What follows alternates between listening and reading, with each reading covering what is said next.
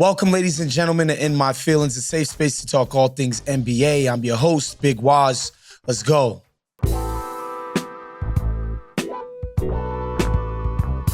All right, folks, let's get into fact or feelings. Fact or feelings, the Minnesota Timberwolves have blown this series against the Dallas Mavericks. I'm going to say that's a bit of a feelings right there. They lost the first 3 games by a total of 13 points, and a lot of those were just miscues and missteps and not executing down the stretch when the games get tighter. They came into the series as the favorite, the betting favorite.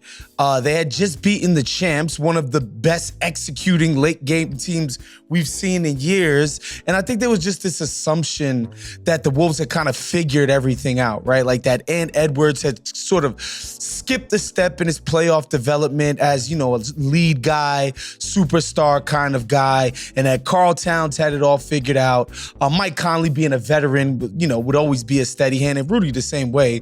But I think we just assumed because they beat the Nuggets that they would have basically all the poise and calm of a grizzled veteran team. And that's just been disproven, man. The Mavs, to their credit, to go up 3-0, they've pushed all the right buttons. J. Kidd has done an incredible job in terms of his handling of the lineups, just been incredible. The way he's managing the 2-center combo, just always constantly picking the right spots when to bring these guys in, when to take them out. Obviously, Luka and Kyrie have been excellent as the lead guys on this team. The Mavs they just got it right now.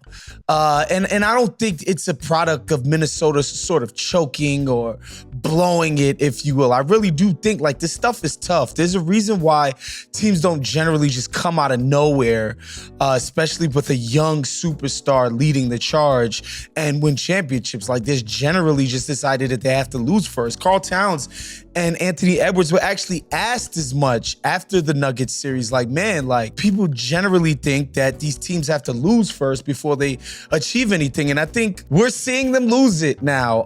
I do want to say, I want to give them props for not laying down like dogs in game 4 and pushing this thing to a 5th game and avoiding the sweep. We don't want to do moral victories, so to speak, up here, but I think that was a great job on the part of the Timberwolves. But yeah, man, look, getting to the conference championship is nothing to sneeze at. Obviously, everybody thought they had a great chance of advancing to their first finals in franchise history, but sometimes you just run into a team that's just got it going. And I think that's what's happened to the Wolves. I don't think we should look at these guys as failures in this series. I think they've done an incredible job just even getting here, considering the competition. And so, you know, I still want to tip my cap to the Wolves, and I don't think they completely screwed this up.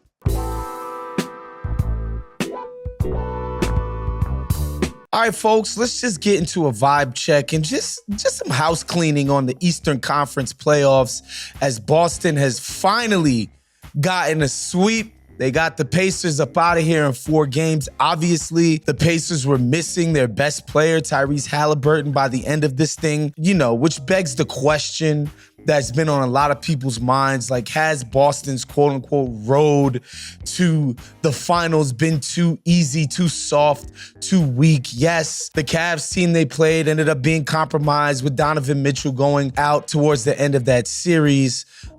In the first round, they played a completely depleted Miami Heat team who was without Jimmy Butler. And yeah, again, the Pacers were not at full strength by the time this thing was over, but nobody's been more skeptical of Boston's quality, particularly as a playoff championship type of contender, than I have. But like, I find this argument that they, you know, this is asterisks, or this schedule's too weak, or, you know, somehow their journey has been marred by not having played a bunch of juggernauts. I just find that to be crap. And that's because, look, I've watched the entire Western Conference playoffs, and they're going to have to play excellent in order to win. And so once they do that, like, the path is the path. Like, it's not their fault Giannis Antetokounmpo went down. It's not their fault Halliburton went down. OG Anunoby, Julius Randle, you know, Mitchell Robinson. Hell, by the end of that thing, Jalen Brunson was even cooked. They got their assignments. They beat the teams that were in front of them. Yes,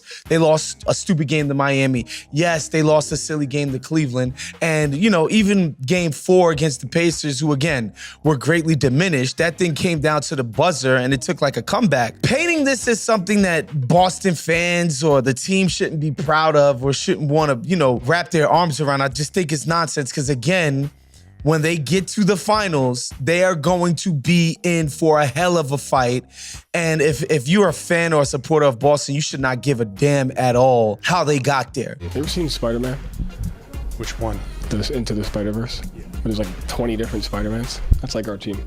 To wrap a bow on the East, man, I think the Pacers absolutely should be proud of the season they had, particularly how this postseason is gone, because I think their style of play has absolutely been validated. You know, there's a tendency to think of like the speed ball and the mega high pace that they played with in the regular season that maybe that's a gimmick. Maybe that can't work in the playoffs. I think the opposite has been proven true. Like, these guys have a style and they make it hard to play against. Like, teams are not used to playing at that pace, to teams being that aggressive and hunting shots early and running off of makes and misses alike. I just think they've got a proof of concept that they can go forward with in the offseason.